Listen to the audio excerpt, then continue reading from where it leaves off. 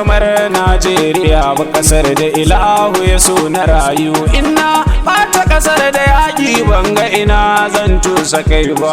Ba kamar Najeriya ba, kasar da ilahu ya so mu rayu. In muka bata kasar da yaƙi shin ina ne za mu rayu? Idan muka bata kasar mutu ba mu san a ina za mu tusa kai ba. Kai na saka farkon batun Allah, kai kasar mu babba almuguni. Allah haɗa mana kan mu sabo da gujewa gaba. Sira ba addadi ka daɗa shi ga wanda nawa maraba. Zaɓeɓɓen da in ba shi da ban san a ina nake ba.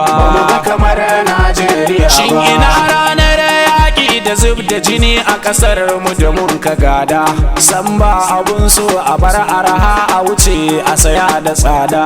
Daɗin lamarin mu zauna lami lau inda da yarda, amma mai shiga hakin wani idan ba mu kauce ka'ida ba.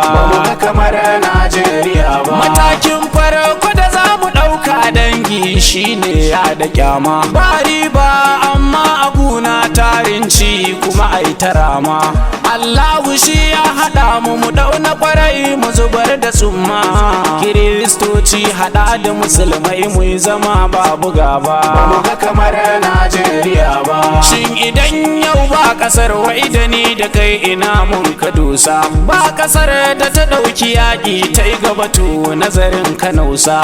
Duk wannan rigimar ma gwara mu bar ta mu kama gasa. Ga cewa mun yi fintin kau ba wai mu ta rigima ba.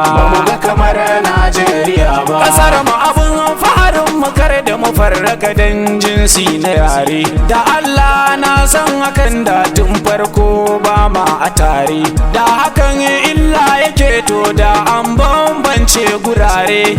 Allah sai ya hada kuma ba dan ayi ta rigima ba. Ba kamar Najeriya ba. Cikin ikon Allah kasar mu akwai baiwa ba kankane ba. In fannin ilimi ka rike jama'ar mu baka kure ba. Mu ɗauki fannin sana'a matasa sun rike ba ba. Cikin ikon ilahu kasar mu ba ma yi da na sani ba.